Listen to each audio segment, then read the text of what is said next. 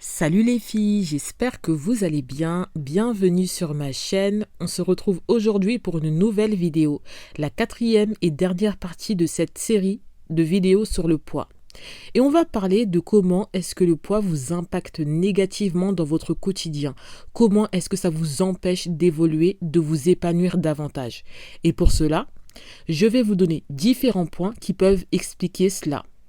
On va commencer par le fait que le poids vous impacte négativement sur le plan professionnel. En entreprise, sachez qu'une personne qui présente bien physiquement a plus de chances d'être recrutée, voire même d'évoluer au sein de l'entreprise.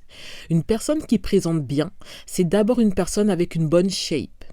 Il y a même des études qui ont été faites.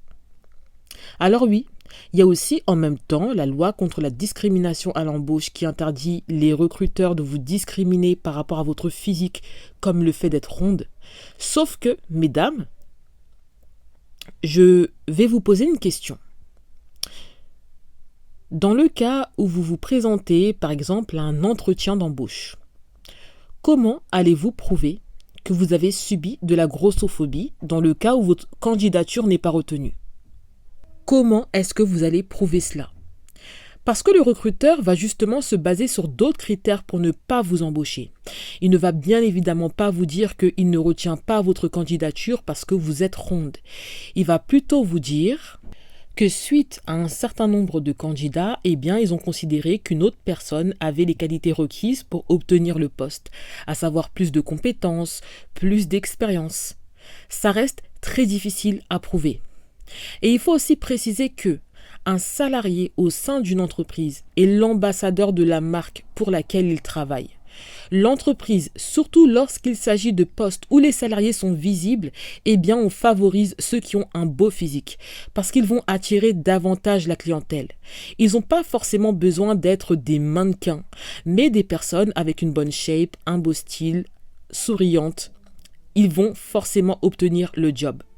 De plus, avec un bon physique, avec un bon poids, une bonne shape, vous pouvez obtenir plus de faveurs. Même quand il s'agit d'une évolution professionnelle, on va vous privilégier. Parce que le rapport au corps en Occident fait qu'une personne qui entretient son corps, sa présentation physique, est une personne qui est considérée comme étant au contrôle. Alors elle sera davantage impliquée dans les tâches, en tout cas c'est ce que l'on considère. Elle sera davantage impliquée dans les tâches qui lui seront confiées. Attention, ça ne veut pas dire que toutes les personnes minces sont plus impliquées, sont plus compétentes. Il y a même des femmes rondes qui sont plus compétentes, plus impliquées. Il y a des femmes qui sont d'excellentes managers ou qui peuvent l'être aussi. Mais je peux vous garantir qu'une femme ronde compétente face à une femme mince, moins compétente, perdra. C'est triste, c'est horrible, mais c'est comme ça. Et peu importe le fait d'être noir ou pas, ça s'impose à tout le monde. Une femme noire mince, avec une bonne shape, face à une femme occidentale en situation d'obésité, gagne. Donc les filles, comprenez que le fait d'être ronde peut vous impacter négativement dans le monde du travail, même pour un accès à l'emploi. Dans un second temps, on a les relations amicales. Ah oui les filles, sachez que certains d'entre vous, au sein de vos groupes d'amis, sont sans doute les plus rondes. Les filles, sachez que vous facilitez la tâche à tout le monde. La compétition féminine existe aussi au sein d'un groupe d'amis, croyez-moi. Certaines de vos amies vous apprécient sans doute parce que vous êtes ronde. Alors oui, vous avez aussi des qualités, vous êtes sans doute des femmes très sociables, marrantes, sympathiques. Avec vous, on passe de bons moments. Mais croyez-moi que parfois le fait d'être ronde est apprécié par les jeunes femmes avec lesquelles vous traînez. Elles ont conscience que votre physique est considéré comme étant peu attrayant, que vous manquez aussi parfois de confiance en vous. Et donc pour elles, vous ne représentez aucune menace, aucune compétition. À côté de vous, elles ont la possibilité de briller, d'être vues, d'être plus admirées aussi. Certaines d'entre elles, même quand elles sont invitées à des événements, ne vous ramènent pas, car elles ne veulent pas entacher leur image.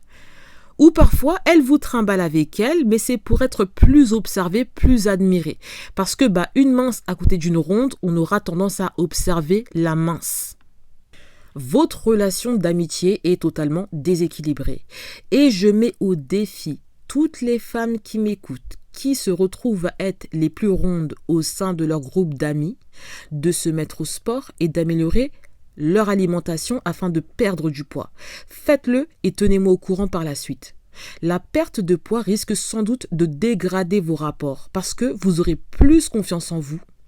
Une fois après avoir maigri, vous vous sentirez plus à l'aise, votre présentation physique va s'améliorer, même en termes de style vestimentaire. Vous serez alors considéré comme une menace.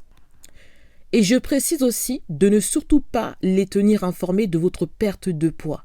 Laissez-les constater. Parce que dans le cas où vous vous confiez sur votre volonté de perdre du poids, certaines risquent de vous décourager ou de tenir un discours afin de vous maintenir ronde. Certaines femmes minces aiment beaucoup encourager les femmes rondes à le rester. Elles vous disent « mais non, tu es bien comme ça, tu es belle, t'es ronde mais tu t'habilles bien, vraiment reste comme ça, t'as pas besoin en fait de te soumettre au dictat, de devenir une petite maigrichonne, t'es super belle ma chérie. » Oui, oui, oui, oui, oui, oui. Mais ce que ces femmes ne vous disent pas, c'est que pour rien au monde, elles échangeraient leur corps pour le vôtre. Elles aimeraient peut-être avoir plus de forme, plus de poitrine, plus de fesses aussi, mais être obèse ou en surpoids, ça jamais. Parce qu'elles ont totalement conscience que le fait d'être mince est un avantage au sein de la société dans laquelle elles vivent. Alors attention aussi aux personnes qui viennent vous conforter dans votre obésité, dans votre surpoids. Ne les écoutez pas, ces personnes vous mentent. Dans un troisième temps, on a les relations amoureuses. Alors, est-ce qu'il faut être mince pour être en couple? Non. Mais quand vous avez une bonne shape, eh bien vous avez le choix, c'est un fait. Certaines femmes noires, comme étant endogames, ne pensent pas en fait forcément à perdre du poids. On a même des femmes qui cherchent à en prendre, celles qui sont plus minces. Rappelez-vous de la vidéo que j'ai faite dans laquelle j'ai donné les 4 raisons pour lesquelles les femmes noires, selon moi, devaient ouvrir leurs options. Je vous ai indiqué que l'endogamie était, selon moi, un très mauvais choix. D'ailleurs, j'invite les femmes à visionner cette vidéo si ça n'a pas encore été le cas. Certaines femmes aimeraient ouvrir leurs options, être en couple avec d'autres hommes et surtout de bon niveau. Mais le corps empêche ces rencontres. Parfois, de par le métier qu'elles exercent, elles ont accès à ces hommes.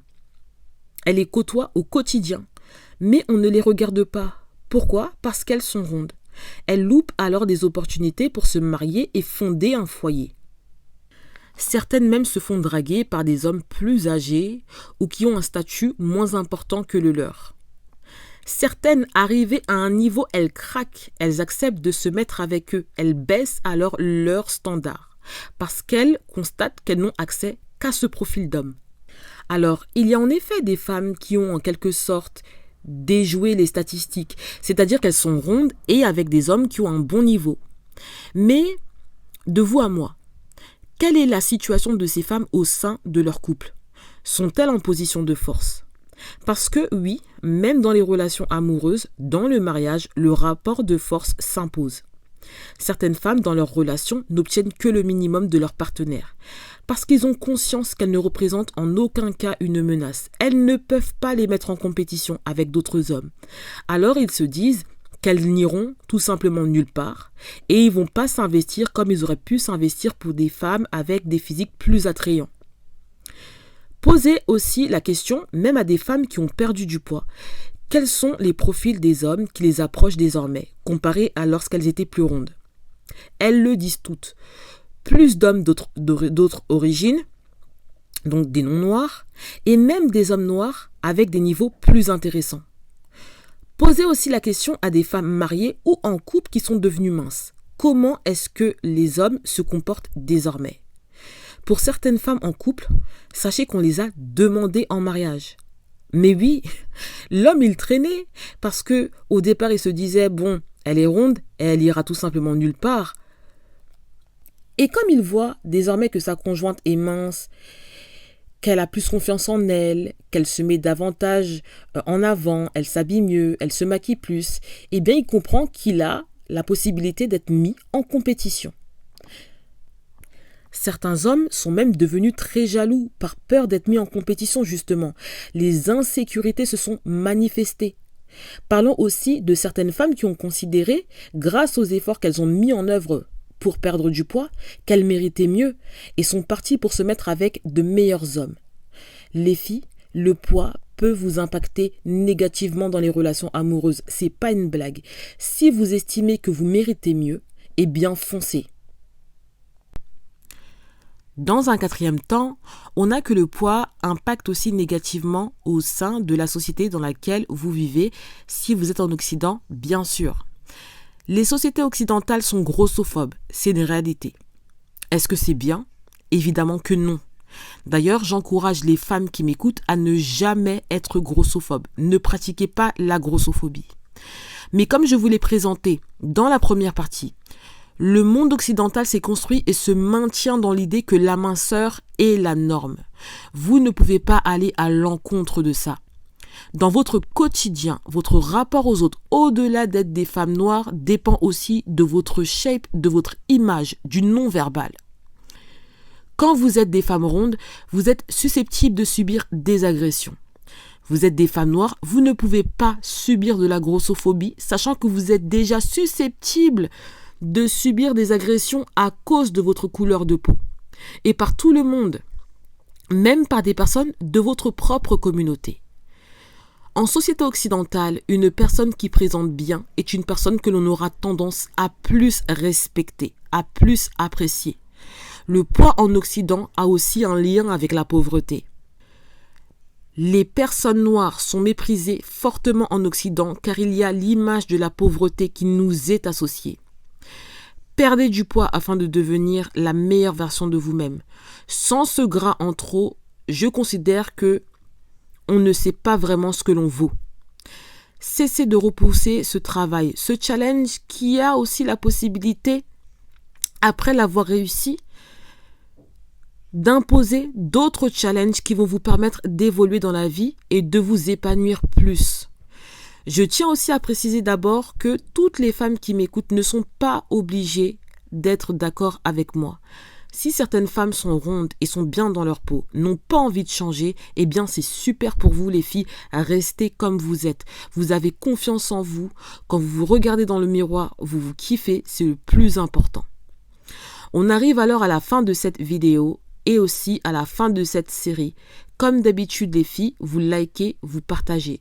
Celles qui sont nouvelles, welcome, abonnez-vous et activez la cloche pour les notifications. On se retrouve prochainement pour une nouvelle vidéo. Bye!